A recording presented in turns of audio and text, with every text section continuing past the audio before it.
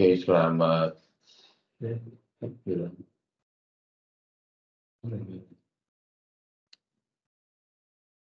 Tampilan masih kelihatan kan? Nggak hilang ya? Kelihatan, Pak. Masih oke ya, kelihatan. Oke, selamat sore. Hari ini kita akan mempelajari tentang room rate structure ya. Jadi room rate ini harga yang kita buat untuk hotel ya, dari masing-masing tipe kamar, mulai dari standar kamar sampai villa sampai suite gitu ya. Tarif atau harga kamar ini mencerminkan harus mengcover dari operational cost. Juga kita harus mempertimbangkan juga kompetitor ya, jangan sampai kita market bintang 4 di Palembang jualan 600, kita bisa jualan 500, kemurahan juga sayang kita jadi nggak punya kesempatan untuk jualannya lebih. Nah, seperti saya sampaikan bahwa saat ini kita harga kamar itu harus dynamic ya, nggak bisa fix gitu ya. Kita akan mengikuti dari musimnya, kalau lagi rame, lagi peak season harganya kita kendalikan menjadi harga lebih tinggi dibanding kalau lagi lagi low season ya. Room rate ini berfluktuasi ya. Jadi dasarnya rate adalah disebutnya base rate. Base rate itu harga yang paling rendah atau yang seperti saya sampaikan dulu itu harga BEP-nya gitu, ada harga balik modalnya. Jadi corporate atau orang sales nggak boleh jual di harga di bawah itu. Kalau jual di bawah itu berarti rugi ya. Nah, biasanya kita menjual pada harga base rate kalau misalnya hotelnya bersifat kondotel gitu ya. Terus yang stay-nya yang pemilik unitnya. Biasanya kita kasih harga jualnya murah menggunakan rate atau base rate. Itu rate yang timbul di kamar saja, misalnya amenitiesnya berapa, cost buat labor cost-nya bayar, public area bayar, room boy, listrik, air dan sebagainya. Ya. Kenapa kita membutuhkan harga yang berbeda-beda dari setiap tipe kamar? Karena kita kan untuk memanage supaya okupansinya selalu tinggi, kita biasanya prinsipnya kalau okupansi lagi rendah, misalnya okupansi masih 50, mungkin kita menggunakan bar yang harganya masih relatif lebih murah ya, atau diskonnya lebih besar. Tapi waktu okupansinya ini naik, kamu jualannya harus rate-nya harganya lebih tinggi. Nah, makanya supaya kamu nggak salah setup harganya, harganya itu harus di-setup di sistem menggunakan otomatis dynamic gitu ya. Jadi waktu kondisinya naik ke 70, harganya langsung berubah gitu. Jangan manual. Nah, kalau yang manual yang problem nanti. Jadi antara kamu misalnya reception 1 sama reception 2. Yang satu nggak sadar bahwa okupansi udah 70%, dia masih jual harganya misalnya harga 500 gitu.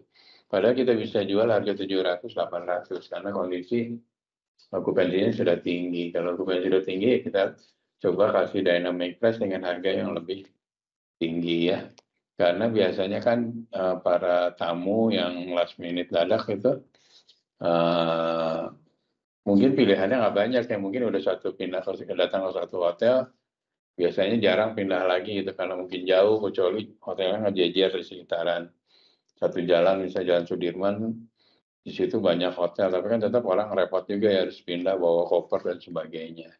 Jadi berharap bahwa dengan dynamic itu tamu tetap akan stay, nggak akan pindah ke hotel lain ya. Jadi pentingnya kita membuat kebijakan harga di dalam hotel itu pertama untuk mengurangi kesalahan seperti yang tadi ya. Kalau kamu manual, nanti kamu 2 reception, yang satu masih menggunakan harga yang murah gitu ya.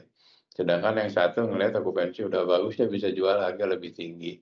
Tapi kalau sistemnya sudah terintegrated, masing-masing reception akan jual harga yang sama di jam yang sama ya, nggak mungkin kamu reception A, yang satu reception B, sama-sama tamu check-in atau tamu booking di jam 3 sore, pasti harganya pada saat itu harga yang berlaku di sistem ya nggak?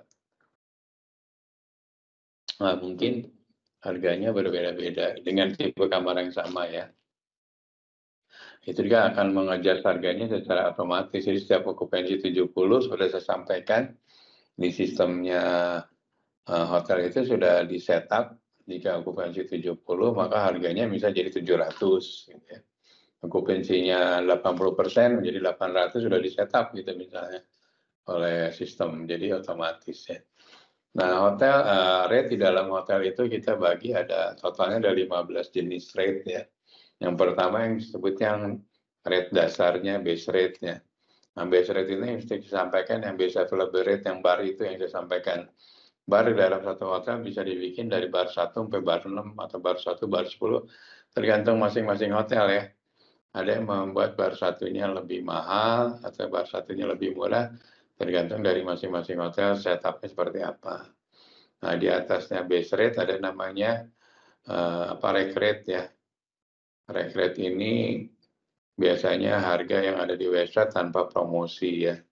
Jadi harganya misalnya 700, sedangkan di bar nanti ada yang mungkin di bawah 700, 6,5, tapi ada juga yang 750, ada yang 800, itu kan tergantung tergantung okupansi ya. Tapi kan rec rate kadang-kadang kalau yang dulu, kalau sistemnya booking engine-nya belum nge-link, di websitenya harganya statik gitu aja, tapi sekarang udah dynamic ya. Harga akan terus berubah mengikuti dari okupansi gitu ya. Jadi rec rate-nya juga sama kayak bar gitu ya. Makanya untuk menghindari terjadi tumpang tindih harga, karena harganya akan banyak, menggunakan sistem ya. Makanya banyak kan perusahaan atau hotel yang nggak beli sistem ya akhirnya kesempatan untuk jualan lebih mahalnya agak sulit. Karena manual itu tadi, karena bayangin kamu tipe kamarnya ada 6, terus mungkin rate-nya, jenis rate-nya ada 15 kali 6 berapa banyak tuh, lebih dari 10 kali 6 aja udah 60 ya, jadi sekitar 70-80 jenis harga kan nggak semua orang hafal gitu, makanya disimpan di sistem. Nah, selain base rate plan ada yang namanya evergreen. Evergreen ini biasanya berhubungan dengan musim ya, terus lokasi dan target marketnya atau pola bookingnya juga masuk ke dalam ini. Nah, terdiri dari breakfast rate plan. Biasanya memang kita jualannya room udah including breakfast ya, tapi kadang-kadang untuk terlihat harga lebih murah supaya menarik, kita kadang-kadang suka jualan room only. Jadi room tanpa breakfast ya, dengan harapan secara psikologi orang melihat harganya lebih murah padahal sama breakfast. Padahal kalau beli breakfast lagi kan dimasukin harga breakfast kalau di luar dari tamu in-house, harganya mungkin lebih mahal gitu ya. Jadi ini untuk mancing juga atau jenis promosi yang berbagai jenis, ada menggunakan breakfast included atau room only ya. Selanjutnya advance purchase. Advance purchase bisa juga kalau di luar negeri, misalnya orang mau musim semi terus dia pindah mau stay di Jepang gitu. Nah, musim seminya misalnya nanti bulan Juli gitu ya. Jadi jauh-jauh hari udah booking gitu. Karena banyak mungkin orang dari Eropa di sana musim semi, di Asia musimnya mungkin panas gitu ya, dia mencari matahari gitu ya. Jadi mencoba stay di Jepang atau Korea.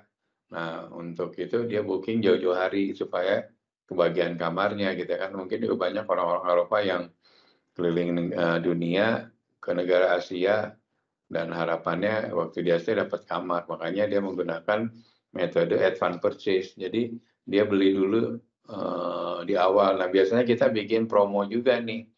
Jika booking sekarang untuk nanti bulan Juli, kalau Juli harganya misal 1.000.000 gitu, tapi kalau booking sekarang 800.000, tapi minimum 2 malam misalnya.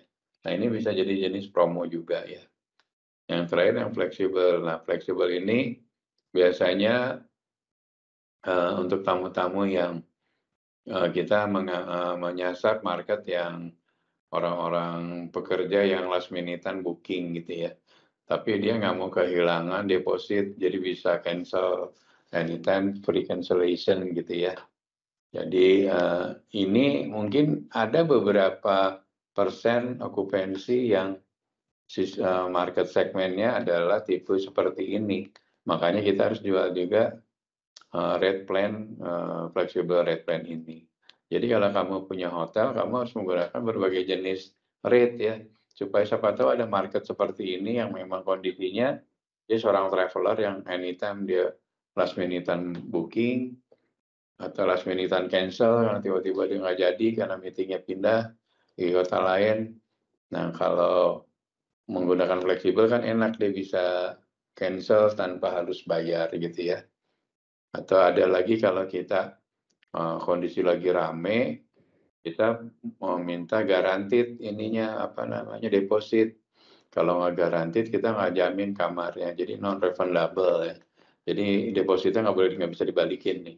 Nah ini harga-harga yang kamu harus set up nih di hotel kamu waktu kamu buka hotel supaya tamu banyak pilihannya gitu ya, harganya nggak itu aja tapi banyak jenisnya. Nah yang tipe ketiga adalah promosional. Ini semua promosi-promosi bisa berdasarkan dari jenis tipikal tamunya ya, ada government atau mungkin member seperti loyalty market atau event-event tertentu. Kalau misalnya ada event kayak tadi kejuaraan sepak bola di junior dunia di U20 misalnya di mana di Palembang. Nah, kamu udah bikin tuh rate-nya khusus untuk event itu gitu ya. Nah, ini dynamic rate plan yang sekarang kita lakukan ya. Bisa menggunakan length of stay, semakin long stay semakin panjang, rate-nya semakin murah. Tapi kondisinya mungkin nanti harganya jauh lebih murah, tapi apa namanya minimal length of stay-nya bisa 20 hari gitu kan. Nah ini berharap tamu yang jangka panjang stay itu akan menarik menggunakan harga ini daripada harga harian, kan jatuhnya lebih mahal, lebih murah menggunakan harga long stay ya. Atau last minute check-in, misalnya kamu kamar tinggal 2 atau 3, atau masih banyak, tapi kamu bikin promo nih last minute, harganya segini, tapi bookingnya harus jam segini. Nah, itu contoh dari dynamic rate juga ya, untuk melihat kalau ada tipe-tipe tamu yang last minute-an terbang ke Palembang, baru sampai hotel sekitar jam 10-an, nah kamu buka tuh di OTA nih last minute harganya segini gitu ya. Terus corporate yang kamu tadi sampaikan kemarin yang saya sampaikan di market segment, bahwa corporate nanti ada berbagai jenis corporate-nya, harganya berbeda-beda tergantung berapa produksi kamarnya. Kalau Pertamina di Windem Palembang kamarnya production kamarnya bisa 1.000 room night, mungkin kita kasih harganya misalnya di laknya 700, di laknya misalnya 1 juta gitu. Tapi kalau kamarnya dia bisa produksi lebih dari 1.000 room night, mungkin harganya turun ke 800 dan sebagainya ya. Nah, group rate kalau ada grup, misalnya wedding, seminar, workshop, bisa dibundling jadi kamar including dengan misalnya partinya atau weddingnya atau include dengan workshopnya. Nah ini adalah jenis juga tipe-tipe rate yang bisa kamu gunakan atau ini ya. Nah karena di rate price setting ini juga kita berhubungan dengan OTA ya. Nah OTA kan meminta bahwa harganya harus parity, harus sama. Jadi harga di website kita harus sama dengan harga di OTA. Tapi saat ini di beberapa negara, terutama Eropa, sudah ada peraturan bahwa tidak boleh si OTA itu menuntut untuk parity gitu ya. Karena pasar bebas gitu, siapa yang bisa menjual ya namanya pasar bebas ya, tidak ada harus parity. Kalau websitenya bisa lebih murah, kenapa enggak gitu ya. Tapi biasanya dibatasi harga perbedaannya 2% gitu antara website dengan OTA gitu ya. Jadi ini 2%-nya buat margin OTA mendapatkan revenue gitu ya. Jadi harga di website misalnya 700, ya dia diskon 2% lah supaya dia dapat OTA-nya dapat untung. kalau tamu booking lewat OTA ya. Nah, masing-masing OTA itu ngasih commission-nya atau minta commission-nya beda-beda ya. Ada yang 10%, 20, nyampe sekarang ada yang 22, 25, 27, tergantung dari masing-masing hotel. Daya tawarnya ke OTA-nya ya, OTA lokal, kayak Traveloka, Tiket.com, dan sebagainya. Nah, jadi dari rate yang tadi, dari base rate ini, nanti kita bedain kan ada dua. Bisa kamu bayangin, ini tipe-tipe rate-nya belum termasuk tipe kamarnya nih. Kalau kamarnya 6, berarti dikali masing-masing rate ini kan, bisa dibayangin banyak banget kan. Nah, dasarnya kan rate OTA sama web ini dua contoh gitu ya. Waktu kamu merubah harga di sini, ada impact ke sini nggak? Jangan sampai nanti waktu kamu nurunin di sini, kalau nggak dynamic, kalau dynamic itu kamu rubah di sini semuanya ikut berubah gitu ya. Sehingga perbedaan harganya tetap terjaga gitu. Kalau tadi misalnya ini ke sini beda 10.000, tetap ada 10.000. Waktu ini diturunin 20.000, tetap ini nanti bedanya 10.000. Sehingga harganya menjadi kompetitif. Jadi kamu bayangin kalau harga ini plus kamar-kamarnya manual, kamu bisa pusing gitu ya. Tipe rate-nya aja ada 15. Jenis kamarnya saya sampaikan tadi, misalnya kamarnya ada 10, berarti ada 150 jenis rate, kan pusing kalau berubah setiap saat, okupansi berubah ya. Jadi makanya menggunakan sistem ya, sehingga revenue system, sehingga semuanya bisa terintegrated dengan baik ya. Nah, di OTA itu gimana caranya nanti kalau memang di OTA, nanti antara ada harga OTA sama harga ini misalnya nih, ternyata di sini OTA ininya naik nih, apa namanya, permintaannya untuk jenis flexible rate-nya misalnya naik gitu ya. Nah, nanti ini impact ke sini apa aja nih gitu ya. Nah, nanti di sini bikin promosinya gimana caranya mengimbangi gitu ya. Kalau OTA-nya kebanyakan, juga kita bayar komisinya tinggi.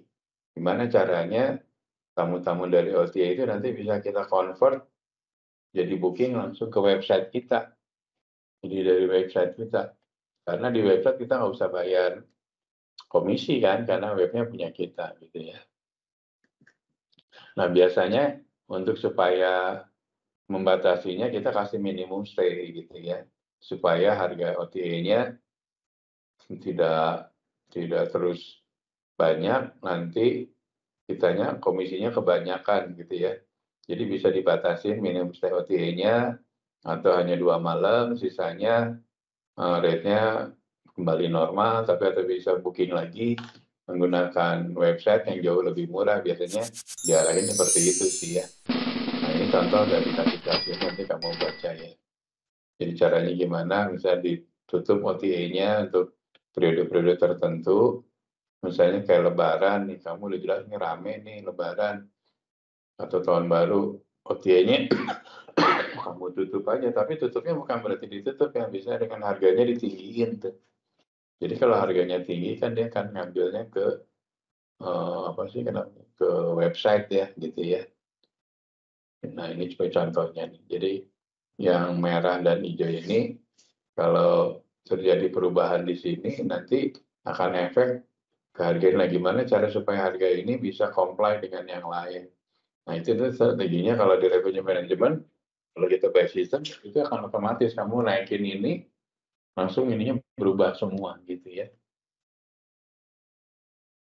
Nah, ini contoh dari sampel kalau kita membuat restructure gitu ya. Ini ada harga waktu kita jualan di di website kita lewat booking engine gitu ya. Bisa juga ini iklan kita yang ada di Google, di mana nanti akan timbul nama hotel kitanya apa gitu ya. Nah, ini sebagai contoh. Harganya yang fleksibel plus breakfast harganya untuk superior 169. Nah, di bawahnya standar itu 148. Nah, supaya harganya ini tetap perbedaannya tetap terjaga, nanti ada namanya linking ya. Linking itu seperti ini nih. Jadi harga pertamanya misalnya $100. Kalau kamu tambah breakfast $100, misalnya harga breakfast-nya $13. Jadi 100 tambah 13 gitu ya. Nah, kalau fleksibel misalnya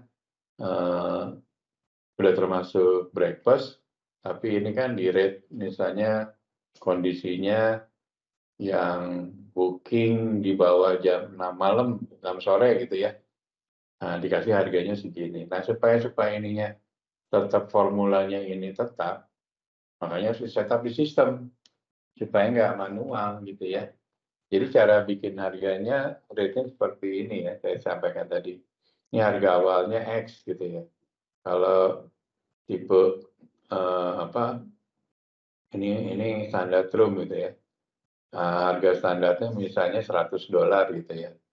Ini room only. Kalau room sama pangkat breakfast tambah $13. Tapi kalau flexible rate itu misalnya untuk stay yang di bawah booking di bawah jam 6 dan langsung deposit bisa dikasih harga kamar hanya ditambah 12, lebih murah $1,5. Nah ini buat ngangkat supaya okupansi di bawah jam 6 sore gitu ya. Tapi kalau udah jam 6 sore balik lagi harganya ke sini. Ini by system. Begitu juga sama tipe-tipe kamar yang lain. Ya bisa kamu bayangkan ini cuma 2 tipe. Jenis rate-nya cuma 4. Seperti saya sampaikan tadi, kalau kamarnya ada tipenya ada 10, rate-nya ada 15, gimana cara bikin formulanya ya kan? Kalau manual ya. Tapi kalau by system kan enak. Kita tinggal dikasih formula itu aja. Kalau room only segini, pangkat breakfast segini, fleksibelnya segini. Fleksibel ditambah breakfast segini gitu ya. Sorry, yang ini fleksibel tapi room only ya. Tetap lebih mahal kan daripada ini karena dia mungkin bookingnya last minute atau segala macam ya. Jadi kamu siapin formula-formula ini dulu di awalnya kalau kamu mau bikin rate gitu ya. Nah, nanti rate ini waktu kamu masukin ke sistem, kalau di berbagai platform ada namanya satu sistem yang akan melihat ada nggak duplikasi harga yang sama promo ini, sama promo di tipe kamar ini, sama gitu. Orang akan milih, gue mendingan pilih superior dengan harga yang sama, kok dapatnya sama aja gitu ya. Tapi kamarnya di sini lebih gede. Nah ini berarti kamu ada salah bikin formulanya tuh. Sehingga harganya tidak menarik, jadi ya standarnya nanti nggak laku. Karena orang akan ngisi superior. Atau bisa juga kalau kamu lebih banyak superior, supaya orang stay semuanya di kamar lebih tinggi di superior, kamu kasih gimmick, misal bedanya cuma $10 gitu kan, orang akan mikir di sini dapat room sama breakfast misalnya harganya 100, tapi di sini 110 dapat superior, kamarnya lebih gede gitu ya. Nah kayak gitu adalah juga strategi promosi. Jadi kamu akan membandingkan, mendingan pakai kamar yang lebih gede gitu ya, harganya nambah 50.000 atau 100.000 dan sebagainya gitu ya. Ada yang mau nanya, Palembang? 6A? Halo? Belum ada, Pak. Kalau nggak ada ini ya, saya kasih kuis ya.